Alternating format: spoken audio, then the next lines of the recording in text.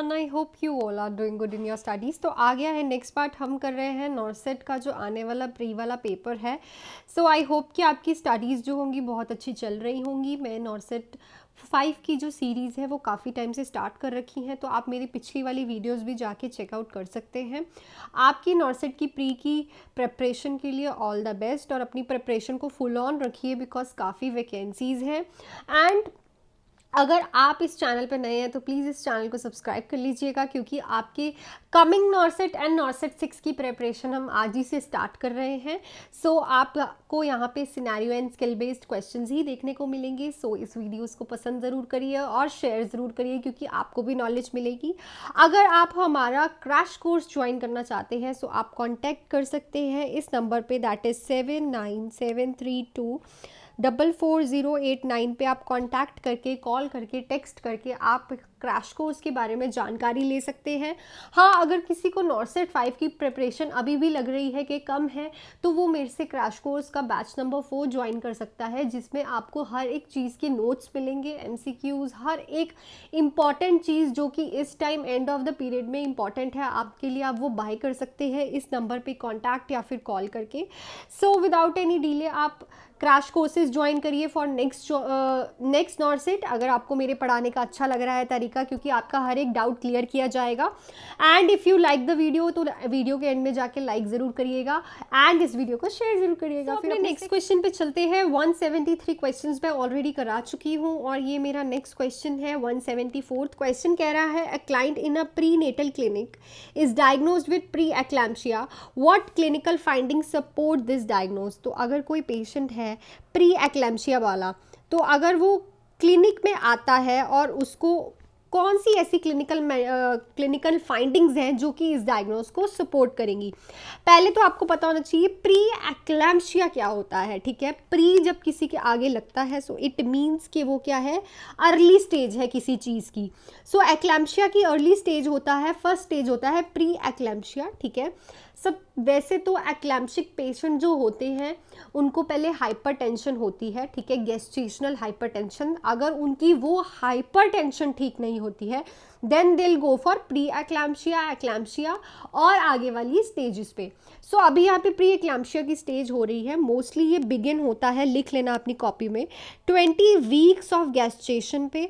ठीक है, जो 20 वीक्स ऑफ प्रेगनेंसी होती है वुमेन्स की, तब जो है ये उसके आगे स्टार्ट होता है और ये सीरियस भी हो सकता है और बहुत सारी मदर एंड बेबी को कॉम्प्लिकेशंस जो है हो सकती हैं। हाई ब्लड प्रेशर होता है, प्रोटीन इन यूरिन देखा जाता है जब उसके ब्लड टेस्ट किए जाते हैं, उसकी लेग्स पे स्वेलिंग होती है, वाटर रिटेंशन होता है और बहुत ज़्यादा मतलब देखा जाएगा आपको कि जो नॉर्मल ट्राइमेस्टर्स होते हैं, फर्स्ट सेकंड थर्ड ट्राइमेस्टर्स में नॉर्मल जो प्रेग्नेंट लेडीज़ होती हैं उनमें जो है जो फीट स्वेलिंग है देखी जाती है। जो फीट्स पे स्वेलिंग होती है ड्यू टू द ज़्यादा प्रेशर, ज़्यादा चलने पे उनकी स्वेलो हो जाती है, that is normal. But in patient में सेकेंड ट्राइमेस्टर में ही अगर फीट पे एडिमा देखा जा रहा है, स्वेलिंग देखी जा रही है, हैंड्स पे देखी जा रही है, so they are consider as a gestational hypertensive patient and they can lead to preeclampsia if they were not treated properly. So preeclampsia important topic है, अच्छे से करना। एंड सो कह रहे हैं कि कौन सी क्लिनिकल फाइंडिंग इसको सपोर्ट करेगी। Elevated blood pressure of 150-100 mmHg, elevated blood pressure that is accompanied by the headache, blood pressure above the baseline while fluctuating at each reading, blood pressure more than 140 mm of Hg, systolic accompanied by, हमारे पास क्या लिखा हुआ है, प्रोटीनोयूरिया। सो देखो, first of all आपको पता होना चाहिए प्री एक्लैम्शिया के बारे में। जब किसी पेशेंट को हाइपरटेंशन होती है gestational at the early stage पे, तो उसको प्रोटीनोयूरिया नहीं देखा जाता। ठीक है, उसका जो बीपी है वो नॉर्मल से अबव रहता है। बट अगर पेशेंट को ब्लड प्रेशर लेते टाइम 140 से अबव आ रहा है उसका सिस्टोलिक प्रेशर विद अ प्रोटीनोयूरिया, उसके यूरिन में प्रोटीन आ रहा है, जब भी हम उसका यूरिन कलेक्शन करते हैं, ठीक है, तो उससे हमें पता चलता है कि उसके ब्लड में उसके यूरिन में प्रोटीन आ रहा है। सो दैट मीन्स कि उसको प्री एक्लैम्शिक स्टेज है। आपको याद रहना चाहिए हाइपरटेंसिव मदर, गेस्टेशनल हाइपरटेंसिव और प्री एक्लैम्शिया का डिफरेंस है। जब हाइपरटेंसिव मदर होती है ब्लड प्रेशर फ्लक्चुएशन देखी जाती है, बट जब वो प्री एक्लैम्पशिक स्टेज में चले जाती है, उसका जो ब्लड प्रेशर है वो 140 से ऊपर ही रहता है सिस्टोलिक वाला, और उसके यूरिन में प्रोटीन जो है वो देखने को मिलता है, और वाटर रिटेंशन बहुत ज़्यादा देखने को मिलती है। So this is a clinical finding. ये सारे अगर आप देखोगे तो आपको कंफ्यूज करने के लिए दे रखे हैं, बट अगर आपको पता है कि हाइपरटेंसिव मदर और प्री एक्लैम्पशिक मदर में क्या डिफरेंस है छोटा सा, तो you can correct the option. So this is all about this option. So topic clear करिए अपना। सो नेक्स्ट है, what is the most common complication for which a nurse must monitor pre term infant. तो ऐसी कौन सी most common complication है जिसको हम pre term infant के लिए हम असेस करेंगे, मॉनिटर करेंगे, हर टाइम ऑब्जर्वेशन में रहेंगे? Haemorrhage, brain damage, respiratory distress, aspiration of mucus. So अगर आप ध्यान से देखो तो जो प्री टर्म बेबीज होते हैं, ठीक है, उनका जो सबसे पहला कॉम्प्लिकेशन होता है, जो उनका लेसिंथिन एंड स्फिलिन माइलो रेशियो होती है वो प्रॉपर नहीं होती, उनके लंग मैच्योर नहीं होते। क्यों नहीं मैच्योर होते? जो सर्फेक्टेंट होता है उसकी वजह से, जो लंग है सर्फेक्टेंट की कमी की वजह से जो लंग्स है मैच्योर नहीं होते। दैट्स वाई उनके जो एल्वेलाई है वो वर्क नहीं करते, बहुत वीक होते हैं, जिसकी वजह से उनमें गैस एक्सचेंज नहीं होता। सो सबसे कॉमन कॉम्प्लिकेशन जो प्री टर्म इन्फेंट्स में देखने को मिलती है दैट इज रेस्पिरेटरी डिस्ट्रेस, ठीक है। सो आपको पता होना चाहिए कि उनमें क्यों नहीं होता, बिकॉज लंग इमेच्योरिटी जो है बहुत ज़्यादा देखने को मिलती है प्री टर्म इन्फेंट्स में, ठीक है। एक नॉर्मल गेस्टेशनल एज में जाके ही जो बच्चा होता है, जो बेबी होता है, जो टर्म प्रॉपरली डिलीवर हो रखा होता है एट अ टर्म टाइम, सो उस बच्चे में जो सर्फेक्टेंट है लंग मैच्योरिटी एक सर्टेन टाइम पे आके ही होती है। अगर आपने ये प्रॉपरली पढ़ा है, लेथिंसिन एंड स्फिलिन माइलो रेशियो जो होती है उसके बारे में, उसका सर्फेक्टेंट के साथ क्या रोल है, उसका लंग्स की मैच्योरिटी के साथ रोल क्या है, सो यू नो कि इसमें क्या लिखा हुआ है और हमें कौन सी कॉम्प्लिकेशन करेक्ट करनी है। नेक्स्ट पे चलते हैं। A nurse is caring for preterm infant with respiratory distress in a neonatal intensive care unit, what is the priority nursing action. So एक नर्स है, प्री टर्म इन्फेंट की care कर रही है, उसको रेस्पिरेटरी डिस्ट्रेस है, वो निकू में एडमिट है, उसका नर्सिंग प्रायोरिटी एक्शन क्या रहेगा? प्री टर्म इन्फेंट किसके साथ? रेस्पिरेटरी डिस्ट्रेस के साथ है। So limit calorie intake to decrease metabolic rate, maintain the prone position to prevent aspiration, limit oxygen concentration to prevent eye damage, maintain a high humidity environment to promote gas exchange. So देखो क्या होता है कि जब भी किसी को respiratory distress होता है, इट जस्ट बिकॉज क्योंकि उसके लंग्स इन मैच्योरिटी है, और यहाँ पे प्रॉपरली लिखा है इन प्री टर्म इन्फेंट्स। देखो जितने भी इन्फेंट्स होते हैं ना, प्री टर्म, लो बर्थ, ये सारों के बारे में आपको अच्छे से पता होना चाहिए, तभी आपको पता चलेगा कि कौन सा ऑप्शन ठीक होगा।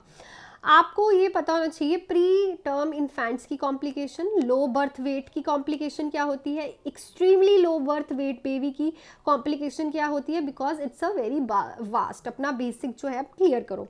निक्कू में एडमिट है, प्रायोरिटी नर्सिंग एक्शन देखो क्या होगा। अगर किसी को रेस्पिरेटरी डिस्ट्रेस है, इट्स ऑब्वियस कि उसका लंग्स इमेच्योरिटी है और उसके एल्वेलाइज में गैस एक्सचेंज नहीं हो रही, just because of alveoli properly form नहीं हुए हैं, वीक है।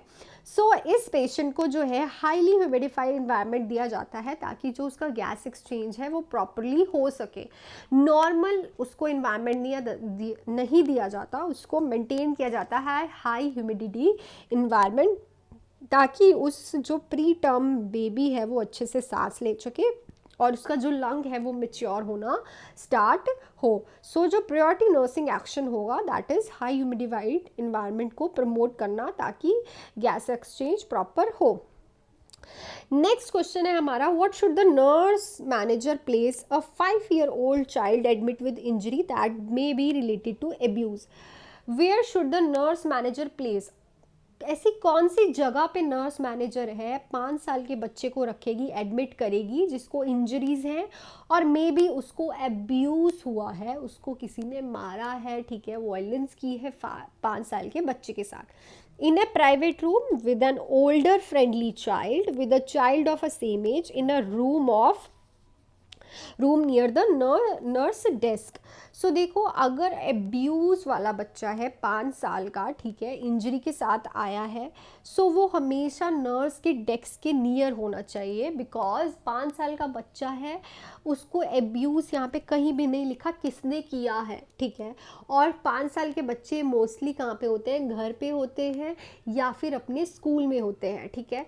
अगर आप कॉमन सेंस देखोगे, अगर आप ट्रिक्स के साथ क्वेश्चंस करोगे एमसीक्यूज, तो आप देखो जब 5 साल का बच्चा इंजरी के साथ आया है तो उस हॉस्पिटल में स्कूल वाले उसके साथ नहीं होंगे जहाँ पे वो पढ़ रहा है, सॉरी, उसके घर वाले उसके साथ होंगे, ठीक है। और एक 5 इयर्स ओल्ड बेबी जो है वो प्रॉपरली अगर एक्सप्लेन नहीं कर पा रहा, सहमा होगा, ऑब्वियसली अब्यूज़ है, तो हम यकीन नहीं कर सकते कि उसके पेरेंट्स भी उसको अब्यूज़ कर सकते हैं। सो हमें उसको अपनी अंडर ऑब्जर्वेशन ही रखना है, पेरेंट्स के साथ अकेले नहीं छोड़ना, प्राइवेट रूम में नहीं छोड़ना, अपने पास रखना है, बिकॉज अब्यूज़ उसका स्कूल भी हो सकता है, घर भी हो सकता है, घर भी हुआ हो सकता है, बट इस टाइम उसके साथ दोनों में से एक जना भी साथ में है, सो हमें उससे भी उसको बचाना है। तो हम उसको in the room near the nurse desk रखेंगे ताकि वो जो है थोड़ा सिक्योर्ड फील करे, ठीक है। अगर यहाँ पे टॉडलर होता तो हम पेरेंट्स को साथ में रखते, ठीक है, बट यहाँ पे ऑप्शन नहीं है। सो यहाँ पे 5 इयर्स ओल्ड का बच्चा है और हमारे पास नहीं दे रखा किसने अब्यूज़ किया है, सो हम दोनों चीज़ें साथ में लेके चलेंगे। सो ऐसे ही अगर आपको अपनी नॉर्सेट, कमिंग नॉर्सेट जो नॉर्सेट 5 है, आपका ऐसा है कि अभी मेरा बेसिक नहीं क्लियर, मेरी तैयारी है but I am little bit fall down कर रहा हूँ, तो आप मेरा MCQ बैच जो है वो ज्वाइन कर सकते हैं। जो कॉन्टैक्ट डिटेल्स हैं वो आपको डिस्क्रिप्शन में मिल जाएंगी। अगर नॉर्सेट 6 की कोई प्रिपरेशन कर रहा है, उसको थ्योरी क्लियर करनी है, सब कुछ अच्छे से करना है, बेसिक से स्टार्ट करना है, A से स्टार्ट करना है, तो वो मेरा थ्योरी बैच भी ज्वाइन कर सकता है, जिसमें आपको बहुत ही अच्छे से सब कुछ कराया जाएगा। अगर आपको डिटेल्स चाहिए तो आप कमेंट सेक्शन में कॉन्टैक्ट डिटेल्स मिल जाएंगी, डिस्क्रिप्शंस में कॉन्टैक्ट डिटेल्स मिल जाएंगी। आपको कॉन्टैक्ट डिटेल पे कॉल करके या फिर मैसेज करके आप मेरे से पूछ सकते हैं इनके प्राइजेस, और इसके साथ जो आपको फीचर्स मिलने वाले हैं और ज़्यादा इंपॉर्टेंट थिंग्स मिलने वाली हैं, वो भी आप अपनी स्टडीज़ के लिए कंटिन्यू कर सकते हैं। नॉर्सेट 5 वाले बच्चे, अगर आपके पास नोट्स नहीं है, प्रैक्टिस करने के लिए MCQs नहीं है, आपको चाहिए कि मुझे अभी इम्पॉर्टेंट पढ़ना है, तो वो भी आप मेरे से बाय कर सकते हैं। बैच नंबर 4 नाम है उसका, मैंने कल ही वीडियो अपलोड की थी, आप वो भी मेरे से बाय कर सकते हैं कॉन्टैक्ट डिटेल्स पे मैसेज या फिर कॉल करके। सो नेक्स्ट पे चलते हैं, आपको फुल एक्सप्लेनेशन का MCQ बैच मिलेगा। नेक्स्ट है हमारा, what is the one of the most important factor that a nurse must consider when parents of a toddler request to the present at a procedure occurring on the hospital unit. तो सबसे ज़्यादा most important factor क्या रहेगा nurse के लिए, जब वो consider करेगी कि जो पेरेंट्स हैं टॉडलर्स के, वो रिक्वेस्ट कर रहे हैं प्रोसीजर के टाइम उसके साथ रहने के लिए, जब प्रोसीजर हो रहा है in the hospital unit. Type of procedure to be performed, individual assessment of the parents, whether the toddler was to the parents present, probable reaction of the toddler in response to pain. So देखो, सबसे पहली बात, अगर आपने toddlers के बारे में अच्छे से पढ़ा है, सो टॉडलर्स के साथ अगर पेरेंट्स रहते हैं सो दे फील मोर सिक्योर, ठीक है। सो अगर उनके बिना आप कोई भी प्रोसीजर करते हो तो वो नॉर्मल रिएक्शन से ज़्यादा रिएक्शंस देंगे, ठीक है। वो नॉर्मल जितना रिएक्ट कर रहे हैं उससे ज़्यादा हाइपर होके रिएक्ट करेंगे। दैट्स वाई हम क्या करेंगे, जो प्रॉबेबल रिएक्शन होगा उस टाइम टॉडलर का, उस हिसाब से हम पेरेंट्स को रिक्वेस्ट एक्सेप्ट करेंगे। कभी कभी होता है कि कुछ प्रोसीजर्स में parents and nobody is allowed because of sterility जो हमने मेंटेन की होती है, बट अगर पेशेंट का प्रोसीजर यहाँ पे नहीं दे रखा कौन सा है, सो इसलिए हम, जैसा अगर टॉडलर बहुत ज़्यादा रिएक्ट कर रहा है, बहुत ज़्यादा एंग्जाइटी फील कर रहा है, बहुत ज़्यादा जो है अपोज कर रहा है, कोप नहीं कर रहा है, तो हम पेरेंट्स को बुलाएंगे। बट अगर जो टॉडलर है वो कॉपरेट कर रहा है, सो हम probable reaction of the toddler response to pain के हिसाब से ही जो पेरेंट्स हैं उनकी रिक्वेस्ट को एक्सेप्ट करेंगे। सो नेक्स्ट क्वेश्चन है, 4-year-old child with a nephrotic syndrome is being treated with corticosteroid therapy. A nurse reviewed the laboratory report of the child urine to evaluate if the treatment was effective. What is the following should decrease? So अगर आपने nephrotic syndrome के बारे में पढ़ा है तो आपको पता होगा कि उसमें कॉर्टिकोस्टीरॉयड थेरेपी चलती है, ठीक है। कॉर्टिकोस्टीरॉयड थेरेपी उस पेशेंट को देते हैं जिसको नेफ्रोटिक सिंड्रोम होता है। सो इसमें कह रहे हैं अगर किसी को नेफ्रोटिक सिंड्रोम है, 4 साल के बच्चे को नेफ्रोटिक सिंड्रोम है, उसको कॉर्टिकोस्टीरॉयड थेरेपी चल रही है, नर्स उसकी लेबॉर्ट्री रिपोर्ट्स जो है रिव्यू कर रही है, तो ऐसी कौन सी इवैल्यूएशन होगी जिससे पता चलेगा कि जो ट्रीटमेंट है वो इफेक्टिव है, ठीक है। क्या चीज़ डिक्रीज हुई होगी? पॉलीयूरिया डिक्रीज हुआ होगा, हेमेचूरिया, ग्लाइकोसोयूरिया, प्रोटीनोयूरिया। सो देखो, first of all nephrotic syndrome क्या होता है, आपका टॉपिक हो जाएगा क्लियर। ये क्या होता है कि जो स्मॉल ब्लड वेसल्स होती हैं हमारी किडनी में, जो कि फिल्टर करती हैं waste and excess water from the blood, उनमें क्या हो जाती है सिंड्रोम। पहले तो पता होना चाहिए सिंड्रोम का मतलब डिफरेंट सिम्टम्स इकट्ठे होकर एक सिंड्रोम बना रहे हैं, ठीक है। सो किडनी का डिसऑर्डर होता है जिससे क्या होता है किडनी जो है प्रॉपरली जो वेस्ट है और एक्सेस वाटर है वो बॉडी से बाहर नहीं निकाल पाती, बट मसल वेस्टिंग होती है, वास्टिंग होती है, जिसमें प्रोटीन जो है वो यूरिन से निकलता है। नेफ्रोटिक सिंड्रोम का सबसे मेन इम्पॉर्टेंट जो पॉइंट होता है दैट इज़ प्रोटीनोयूरिया, ठीक है।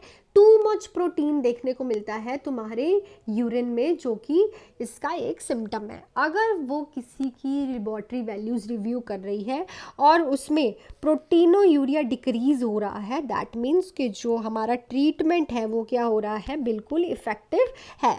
So which is the right option is proteinuria, ठीक है। और इसका जो कॉर्टिकोस्टीरॉइड्स थेरेपी दी जाती है नॉर्मली 2 तरह का होता है, ये मिनिमल और प्राइमरी एंड एक होता है सेकेंडरी, ठीक है। उसमें भी बहुत सारी टाइप्स होती है, अगर आपने नेफ्रोटिक सिंड्रोम के बारे में पढ़ा है, ठीक है। डैमेज कर देता है clusters of the small blood vessels, ठीक है, जो कि फिल्टर करती हैं access water from your blood and body, ठीक है, और आपकी बॉडी से प्रोटीन बहुत ज़्यादा निकलता है। इसका बहुत ही अच्छा जो है पैथोफिजियोलॉजी है, बहुत ही ज़्यादा अच्छा ये टॉपिक है रीनल सिस्टम का। अगर आपने अच्छे से पढ़ा है बहुत ही मतलब मज़ा आता है इन टॉपिक्स को पढ़ने में। So this is all about this video. I hope कि वीडियो के साथ आपके टॉपिक्स जो मैंने थोड़े थोड़े आपको बताए हैं वो क्लियर हो गए हों। हाँ, अगर आपको नॉर्सेट 6 की प्रेपरेशन करनी है विद फुल थ्योरी तो आप वो मेरे से बैच मेरा ज्वाइन कर सकते हैं। 10 सितंबर से बैच जो है वो स्टार्ट होने जा रहा है। सो प्री रजिस्ट्रेशन के ऑफ़र हैं, कॉन्टैक्ट डिटेल्स आपको डिस्क्रिप्शन में मिल जाएंगी और थंबनेल पे भी कॉन्टैक्ट डिटेल्स है, वहाँ से आप मेरा थ्योरी बैच बहुत ही मिनिमल अमाउंट में आप इतनी अच्छी नॉलेज गेन कर सकते हैं। 100% हार्ड वर्क कराएंगे आपको, क्योंकि देखो एम्स में आपका बेसिक क्लियर होना बहुत ज़रूरी है, प्री एंड मेंस में तो मोस्टली। और अगर कोई प्री और मेंस नॉर्सेट 5 का दे रहा है प्रॉपर प्रिपरेशन, अभी उसको चाहिए कि मुझे और इफेक्टिव होना है, मुझे क्लियर ही करना है, सो MCQ बैच, एंड जिसमें MCQ बैच में scenario and skill based questions बहुत ही अफोर्डेबल प्राइस में आपको मिल जाएंगे और आप में से नोट्स भी बाय कर सकते हैं। So that's all for this video अच्छी लगी हो तो please hit the like button, subscribe to my channel. Thank you so much, all the best, to hard work, bye.